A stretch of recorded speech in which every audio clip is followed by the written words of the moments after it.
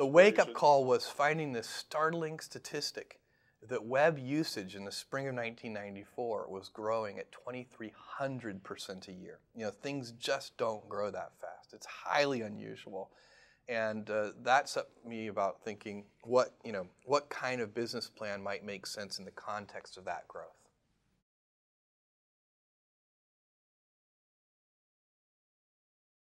I think there are a couple of things, and one of the things that everybody should realize, and that is probably the single most important factor, is that any startup company that turns into a substantial company over the years, never lose track of the fact that there was a lot of luck involved in that.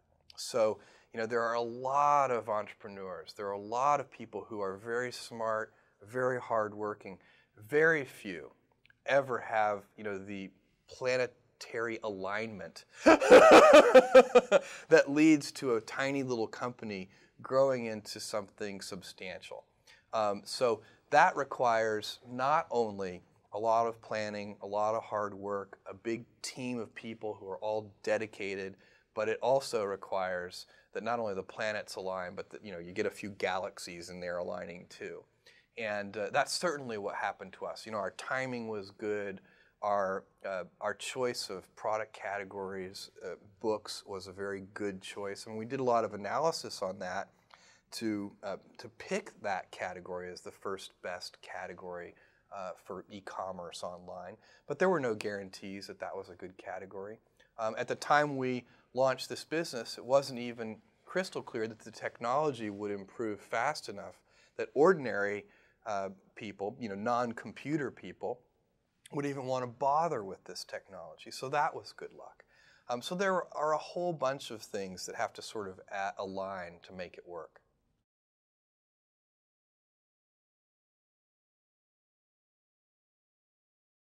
I went to my boss and said to him, you know, I'm going to go do this crazy thing, and I'm going to start this this company selling books online. And this is something that I had already been talking to him about in a sort of more general context. But then he said, let's go on a walk. And we went on a 2-hour walk in Central Park in New York City. And the conclusion of that was this, he said, you know, this actually sounds like a really good idea to me. But it sounds like it would be a better idea for somebody who didn't already have a good job. And he convinced me to think about it for 48 hours before making a final decision. And so I went away and was trying to find the right framework in which to make that kind of big decision. And, you know, I'd already talked to my wife about this, and she was very supportive and said, look, you know, you can count me in 100%. Whatever you want to do. You know, it's true. She had married this kind of, you know, fairly stable guy in a stable career path, and now he wanted to go do this crazy thing, but she was 100% supportive.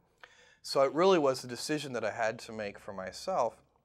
And the framework I found, which made the decision incredibly easy, was what I called, which only a nerd would call, a regret minimization framework. So I wanted to project myself forward to age 80 and say, okay, now I'm looking back on my life. I want to have minimized the number of regrets I have. And you know, I knew that when I was 80, I was not going to regret having tried this. I was not going to regret having wanted, you know, trying to participate in this thing called the internet that I thought was going to be a really big deal. I knew that if I failed, I wouldn't regret that. But I knew the one thing I might regret is not ever having tried. And I knew that that would haunt me every day. And so when I thought about it that way, it was an incredibly easy decision. And I think that's a very good, it's if you can project yourself out to age 80 and sort of think, what will I think at that time? It gets you away from some of the daily pieces of confusion. You know, I left this Wall Street firm in the middle of the year. When you do that, you walk away from your annual bonus. And that's the kind of thing that in the short term can confuse you. But if you think about the long term, then you can really make good life decisions that you won't regret later.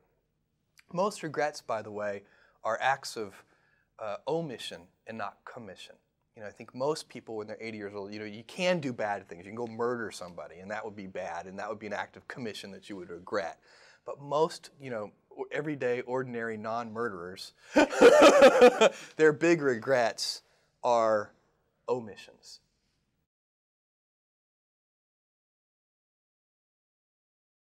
Well, that blank sheet of paper stage is one of the hardest stages, and one of the reasons it's hard is because at that stage there's nobody counting on you but yourself. One of the things that is very motivating, today it's easy because we've got, millions of customers counting on us, and thousands of investors counting on us, and then thousands of employees all counting on each other. But in that beginning stage, it's really just you. And you can quit any time. Nobody's going to care. And so you set about doing the simple things first. So you want to start a company. Well, the first thing you do is you should write a business plan. And so I did that. I wrote about a 30-page business plan. I wrote a first draft. In fact, I wrote the first draft on the car trip from the East Coast to the West Coast. And that was that is very helpful. Now, the business plan won't survive its first encounters with reality. It will always be different. The reality will never be the plan. But the discipline of writing the plan forces you to think through some of the issues and to get sort of mentally comfortable in the space. Then you start to understand, if you push on this knob, this will move over here, and so on. And so that's the first step. Tried to get a lot of the little housekeeping details done even before we arrived in Seattle. Called an attorney, actually. I called a friend who lived in Seattle, asked if he recommended an attorney. He said yes, he recommended his divorce lawyer. But that's who we used. It was a general practitioner and a small guy, a sort of small sole practitioner. He incorporated the company. He asked me on the cell phone, what name would you like the company incorporated under? I said, Cadabra, as in abracadabra. And he said, cadaver? And I knew then that was not going to be a good name. So we went ahead and incorporated it under that name. We changed it about 3 months later. I stopped in San Francisco and interviewed vice presidents of engineering, because that was going to be an important long lead time item. We needed to build the technology that would run the store. And found the person who turned out to be the most important person ever in the history of Amazon.com on that trip, a guy named Shel Kappan, who built all of our early systems with help from others, but he really sort of architected them and engineered them and just did a fantastic job. So that, so the initial hiring, writing the business plan, the initial hiring, getting the company incorporated, all these are, they're very, in a way, they're sort of, simple, almost pedestrian tasks, but that's how you start, one step at a time. The first sort of initial startup capital for Amazon.com came primarily from my parents, and they invested a large fraction of their life savings in what became Amazon.com. And, that is was a very bold and trusting thing for them to do, because they didn't, my dad's first question was, what's the internet? Okay, so he wasn't making a bet on this company or this concept. He was making a bet on his son, as was my mother. So, and I told them that I thought there was a 70% chance that they would lose their whole investment, which was a few $100,000. And they did it anyway, and I thought I was giving myself triple the normal odds, because there's really, if you look at the odds of a startup company succeeding at all, it's only about 10%. Here I was giving myself a 30% chance. Startup companies need early planetary alignment, because there are so many things that can go wrong. And when we launched that store in July of 1995, we were shocked at the customer response. Literally in the first 30 days, we had orders from all 50 states and 45 different countries. And we were woefully unprepared from an operational point of view to handle that kind of volume. And in fact, we quickly expanded. We talked to our landlord, and we expanded into a 2,000 square foot basement warehouse space. It had 6-foot ceilings. One of our 10 employees was 6'2". He went around like this the whole time, and we were doing our day jobs, which might have been, computer programming and all the different things that 10 people will do in a little tiny startup company. And then we would spend all afternoon and into the wee hours of the morning packing up the orders and shipping them out. I would drive these things to UPS, and so we'd get the last one, and we'd wait to the last second. I'd get to UPS, and I'd sort of bang on the glass door that was closed, and they always would take pity on me and sort of open up and let us, ship things late. We had so many orders that we weren't ready for that we had no real organization in our distribution centers at all. In fact, we were packing on our hands and knees on a hard concrete floor, and I remember, just to show you how stupid I can be, my only defense is that it was late, but we were packing these things, everybody in the company, and I had this brainstorm, and as I said to the person next to me, this packing is killing me. My back hurts. This is killing my knees on this hard cement floor. And the person said, yeah, I know what you mean. And I said, you know what we need? This is my brilliant insight. We need knee pads. I was very serious. And this person looked at me like I was the stupidest person they'd ever seen. They're like, I'm working for this person. This is great. And said, what we need is packing tables. And I looked at this person, and I thought that was the smartest idea I'd ever heard. The next day we got packing tables, and I think we doubled our productivity. That early stage, by the way, of Amazon.com, where we were so unprepared, is probably one of the luckiest things that ever happened to us, because it formed a culture of customer service in every department of the company, every single person in the company, because we had to work with our hands so close to the customers, making sure those orders went out, really set up a culture that served us well. And that is our goal, to be Earth's most customer-centric company.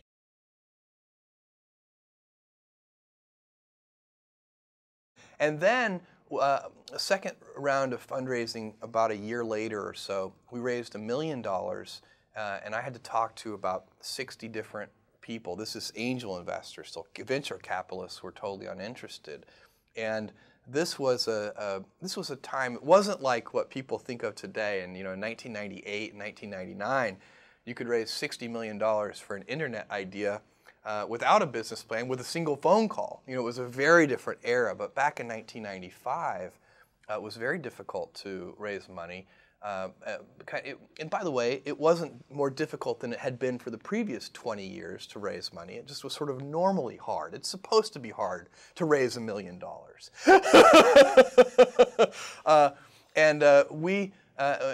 So with a lot of hard work, we raised that $1 million from about 20 different angel investors who invested about $50,000 each. And that was the original money that really funded Amazon.com.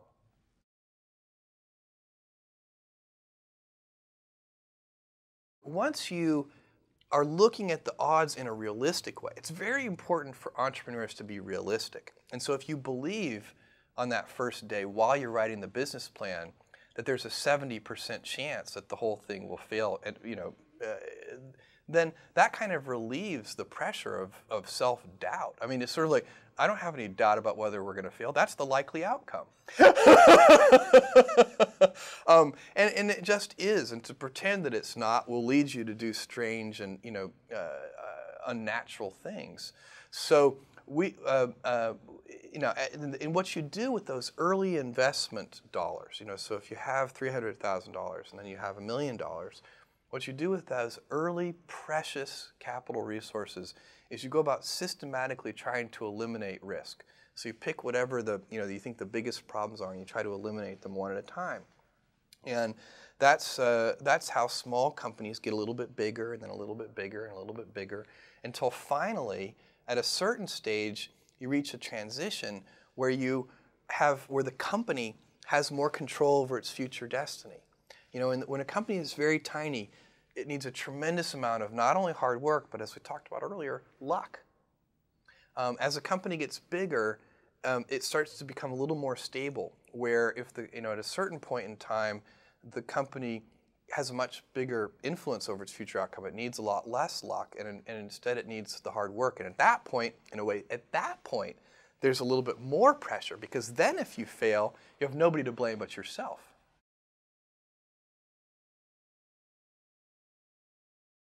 I had what I consider to be an idyllic childhood. I mean, I had two parents who loved me incredibly. I also had a tremendous amount of contact with my grandparents, my mom's parents.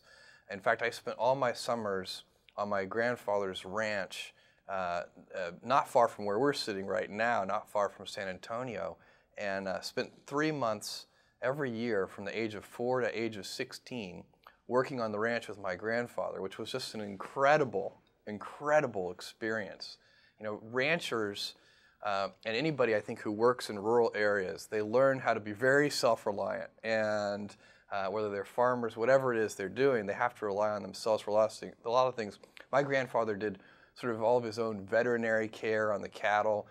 We would repair the D6 Caterpillar bulldozer when it broke, and it had gears this big, We would build cranes to lift the gears out. So, and this is just a very common sort of thing that folks in faraway places do. And I think it was a great experience. I remember the very first occupation I wanted to be when I think I was about 6 years old is archaeologist. And this was even, I would like to point out, it's a point of pride, pre-Indiana Jones. And then I wanted to be an astronaut. And then later, by the time I was in my high school years, I wanted to be a physicist. And then by the time I got to college, I wanted to be a computer programmer. And that's actually what I studied in school. And that's kind of what's led me along the path I'm on. I had some family role models, and I had some other people, some sort of historical role models that I really looked at too. So certainly my grandfather was a serious role model for me. I just had spent so much time. I think you learn different things from grandparents than you learn from parents. It's a great. I would encourage anybody to try to spend time not only with their parents but with their grandparents. But I also had. Two people I always would read about were Thomas Edison and Walt Disney. Those were sort of my two biographical heroes. I've always been interested in inventors and invention, and Edison, of course, just for a little kid and probably for adults too, I still feel this way at least, is not only the symbol of that, but the actual fact of that, the just incredible inventor. And I've always felt that there's a certain kind of important pioneering that goes on from an inventor like Thomas Edison. And then Disney was a different sort of thing. He also, a real pioneer and an inventor and doing new things.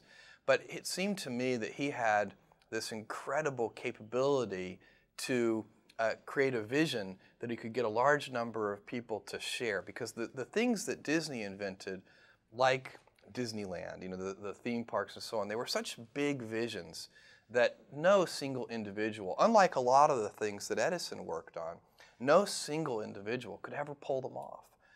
And Walt Disney really was able to get a big team of people working in a concerted direction. I was a very nerdy and good student, so I was in the goody-goody class of students, and was always very working hard, studying, always did my homework on time. I was a good student. I liked school. And the things I got into trouble on were, like, I lost my library privileges one time, which was really, inconvenient for me because I was actually for laughing. I know you'll never believe this, but laughing too loudly in the library. I've had this laugh all my life. I have no idea where it came from. There was a period where my brother and sister wouldn't go see a movie with me. It was too embarrassing. But no, I was sort of, probably unnaturally on the side of not getting in trouble. I mean, by the time I was in high school, we did some pranks type things, but they were the kind of pranks that at the end of the day, the teachers actually secretly loved, And I remember in fourth grade, we had this wonderful contest, which was, the people in the class, there was some prize, I can't remember what it was, whoever could read the most Newbery Award winners in a year. And I read through. I didn't end up winning. I think I read like 30 Newbery Award winners that year, but somebody else read more. And the standout there is the old classic that I think so many people have read and enjoyed, A Wrinkle in Time. And I just remember loving that book. Later, I was always a big fan of science fiction, even from when I was, in elementary school, reading various things, and loved, of course, The Hobbit and Tolkien's trilogy that follows on from that. And this little town where my grandfather lived in the summers, where I spent my time in the summer, had a tiny little Andrew Carnegie style library where all the books had been donated from the local citizens. And I found, this is a very small library, smaller than the room that we're sitting in now, and it had, but it had an extensive science fiction collection, because it just so happened one of the residents of this 3,000-person town had been a science fiction fan and donated their whole collection.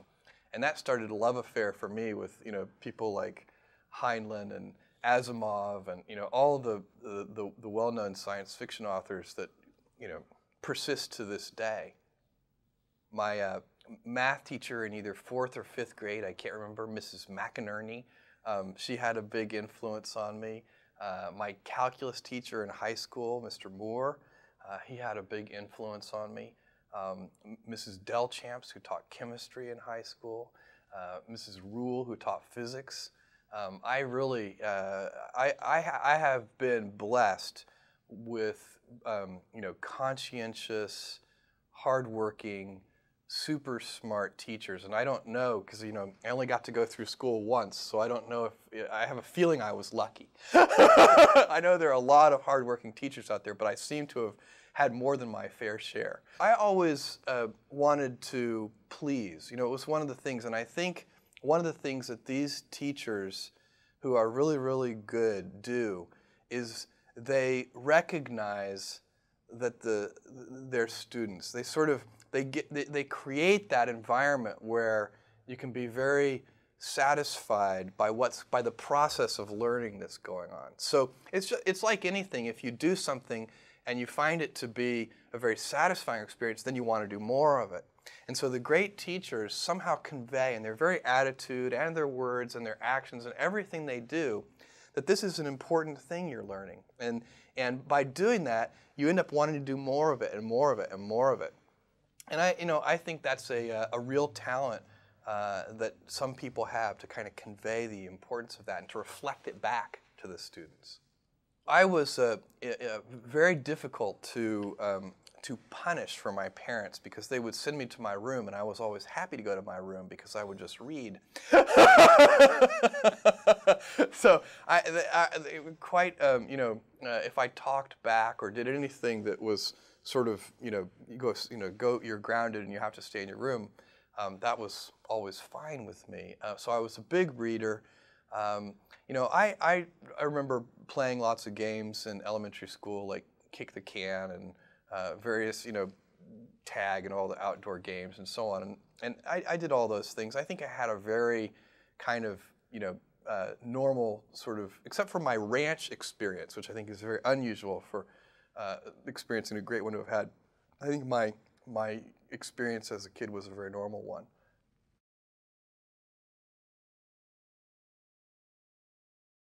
I was 5 and 6 years older than them. So, now that I'm 37 years old, it's like we're of the same generation.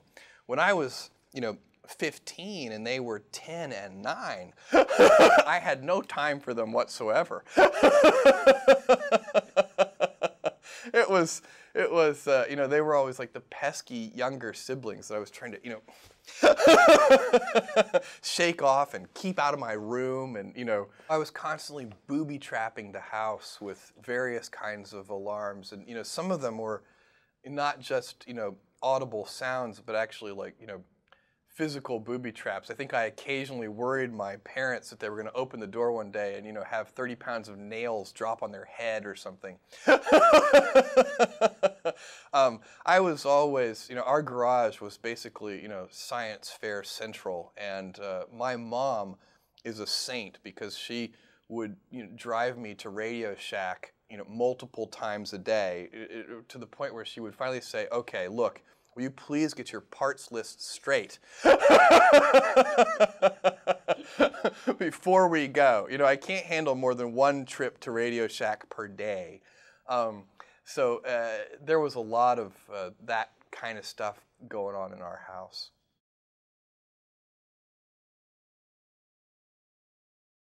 I went to Princeton primarily because I wanted to study physics. And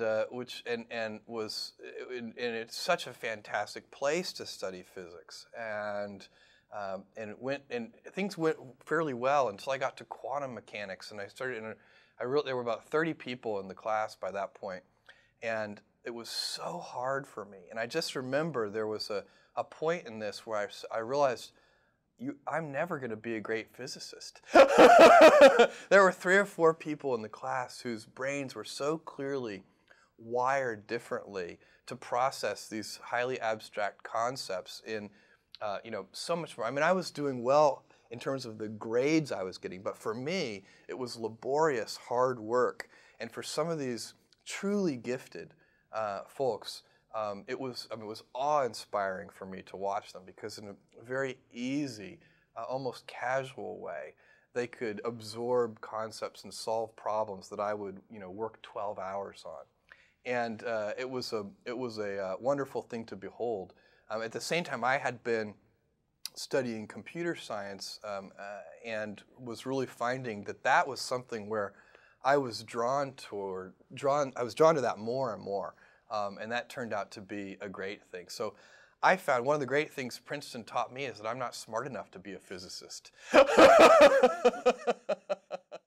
I was very, very lucky because in 4th grade, which for me would have been, it would have been about 1974, I had access to a mainframe computer. There were no personal computers in 1974, and there was a company in Houston that had loaned excess mainframe computer time to this little elementary school. And we had a teletype that was connected by an old acoustic modem. You literally dialed a regular phone and picked up the handset and put it in this little cradle. And none of the teachers knew how to operate this computer. Nobody did, but there was a stack of manuals, and me and a couple of other kids stayed after class and learned how to program this thing. And that worked well for maybe about a week. And then we learned that the mainframe programmers in some central location somewhere in Houston had already programmed this computer to play Star Trek. And from that day forward, all we did was play Star Trek. And that's actually something I should have mentioned, but I used a large portion of my elementary school free time hours not only watching Star Trek, the original, of course, but also playing Star Trek. And everybody wanted to be, all of my friends, we all wanted to be Spock. And if you couldn't be Spock, then you would be Captain Kirk. And if you couldn't be Captain Kirk, then it started to separate. People wanted to be different. Some people wanted to be Bones. I never wanted to be Bones. I would take as my third choice. If I couldn't get Spock or Kirk, I would take the computer. You say, somebody would ask, the computer was fun to play because people would ask you questions and they say computer and you'd say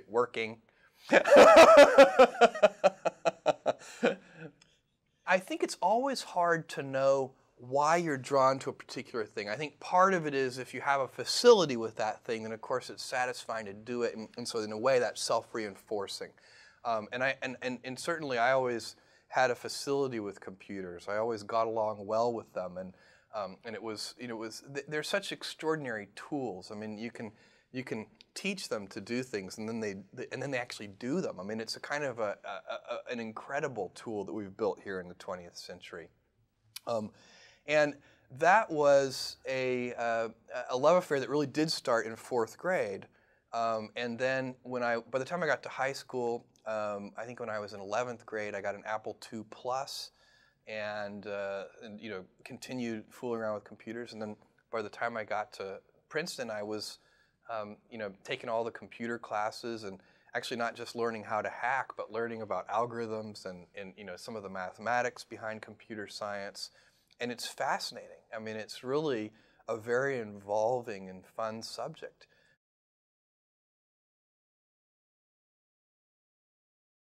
I toyed with the idea of starting a company, and even talked to a couple of friends about starting a company, and ultimately decided that it would be smarter to wait and learn a little bit more about business and the way the world works. One of the things that it's very hard to believe when you're 22 or 23 years old is that you don't already know everything.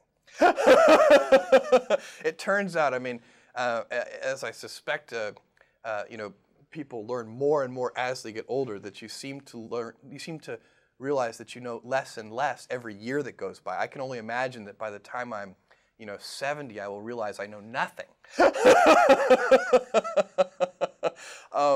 So that was, I think, a very good decision to not do that. I went to work for a startup company, but one in New York City that was building a network for helping brokerage firms clear trades. I mean, it's a kind of an obscure thing, and it's not very interesting to go into, but it used my technical skills, and it was very fun work, and I loved the people I was working with. And then from then on, I started working sort of at the intersection of computers and finance, and stayed on Wall Street for a long time. Ultimately worked for a company that did this thing called quantitative hedge fund trading. So what we did is we programmed the computers, and then the computers made stock trades. And that was very interesting too. And that was where I was working when I came across the fact that the web was growing at 2,300% a year, and that's what led to the forming of Amazon.com.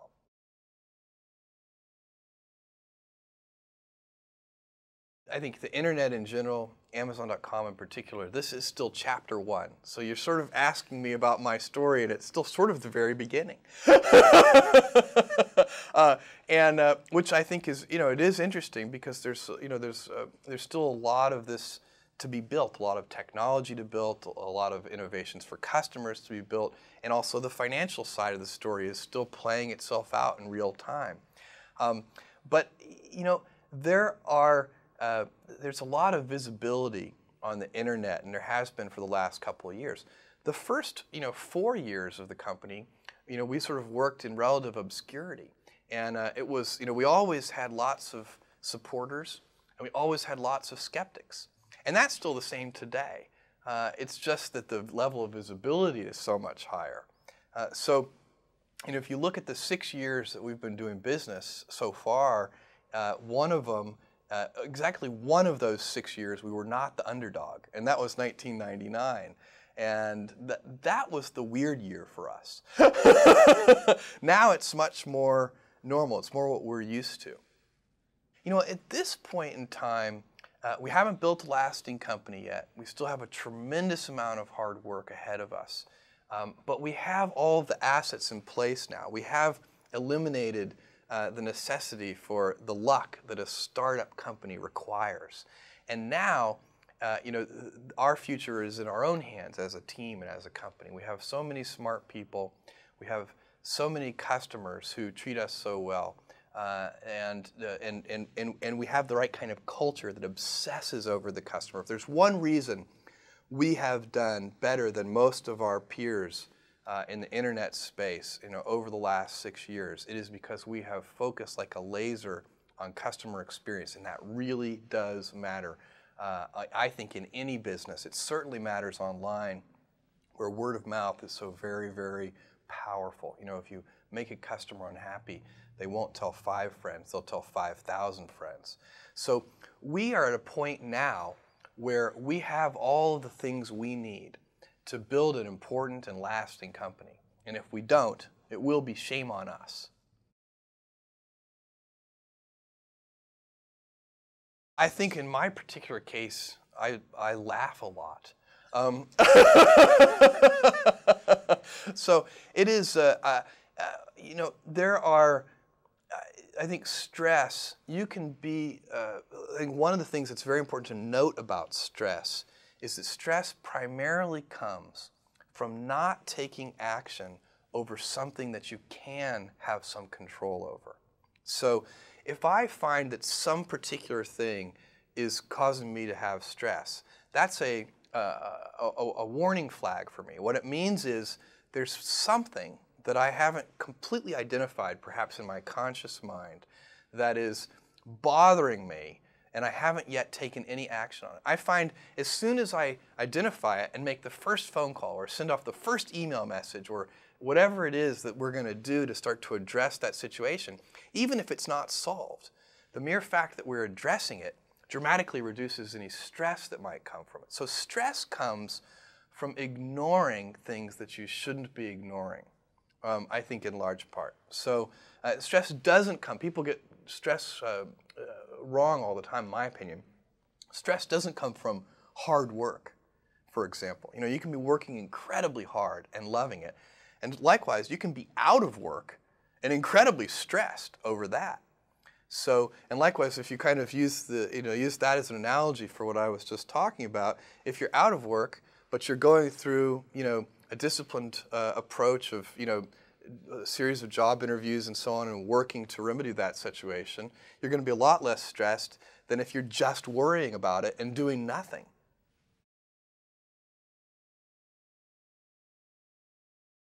Well, I think, one of the things that I think people would be surprised to learn, and I don't know if this is true for everybody, but I suspect it is.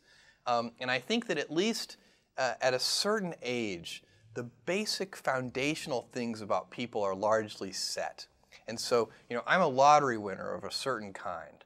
And I suspect if you were to go, survey lottery winners, you would find that the core things about them don't really change because they won the lottery.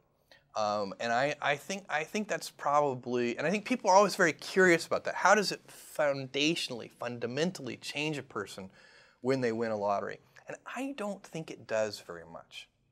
One thing I find very motivating, and and I think this is probably a very common form of motivation or motive or cause of motivation, is I love people counting on me. And so, today it's so easy to be motivated because we have millions of customers counting on us at Amazon.com. We've got thousands of investors counting on us.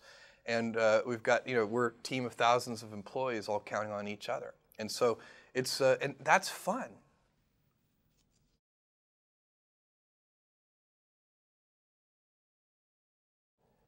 Do something you're very passionate about. And don't try to chase what is kind of the hot passion of the day.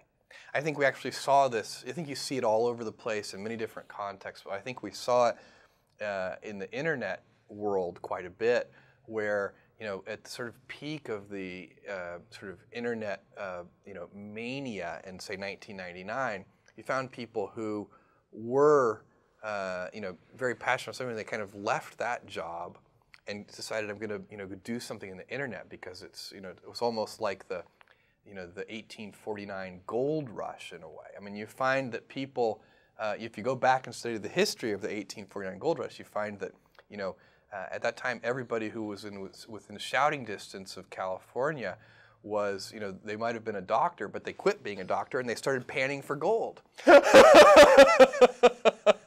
And that almost never works. And even if it does work, according to some metric, financial success or whatever it might be, I suspect it leaves you ultimately unsatisfied. So you really need to be very clear with yourself. And I think one of the best ways to do that is this notion of projecting yourself forward to age 80, looking back on your life and trying to make sure you've minimized the number of regrets you have. That works for career decisions. It works for family decisions.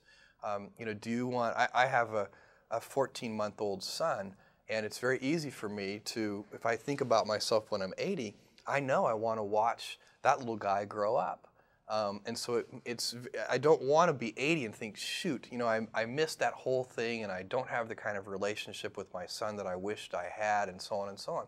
So if you think about that, so I guess another thing that I would recommend to people is that they always take a long-term point of view. And I think this is something about which there's a lot of controversy. There's a lot of people, and I'm just not one of them, believe that you should live for the now. I think what you do is you think about the great expanse of time ahead of you and try to make sure that you're planning for that in a way that's going to leave you ultimately satisfied. So this is just this is the way it works for me. And I mean, everybody needs to find that for themselves. So I think there are a lot of paths to satisfaction, and you need to find one that works for you.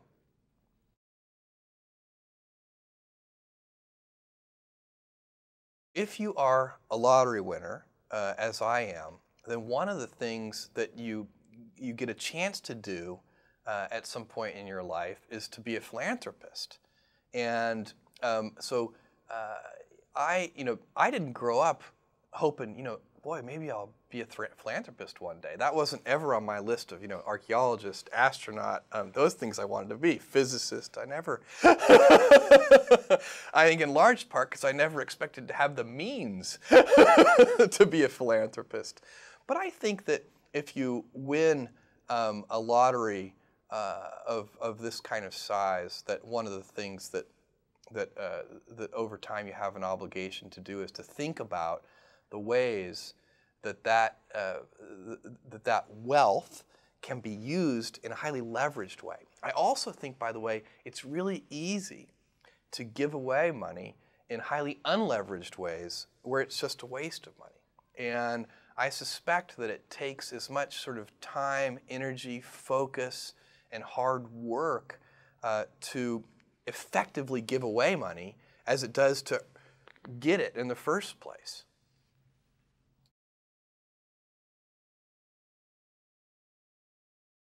I think one of the things that's most important to me is, one of the notions that the United States was founded on, and that is liberty. So it is a very difficult thing. I mean, there's lots of very interesting stuff to think about in this regard, and it just so happens that a free market economy, sort of a capitalist system, which has a lot of liberty mixed in with it, that we all get to decide, how we're going to go about making our own living and so on and so on. That happens to also be a very effective way of deploying an economy, so that you get an economy which mostly makes sense. Things mysteriously, because of that invisible hand, tend to work out. I remember there was a time, I may have these statistics slightly wrong, that a few years ago there was a heat wave in the South that killed 3% of chickens. And I think egg prices doubled because there were 3% fewer chickens. So that means that the number of chickens is roughly right, even though there's nobody deciding how many chickens there should be.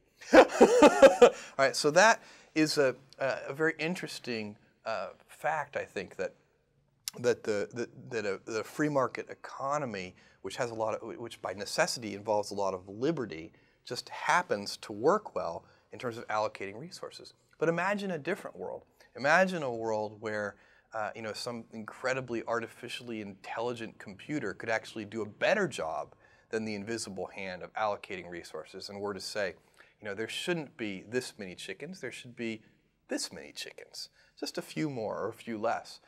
Well, that might even lead to more aggregate wealth. So it might be a society that if you give up liberty, everybody could be a little wealthier.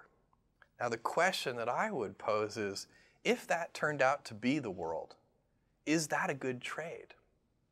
Personally, I don't think so. Personally, I think it would be a terrible trade. And I sometimes worry about that because I think it's a coincidence that, that liberty tends to do such a good job of, sort of creating an economy that functions well.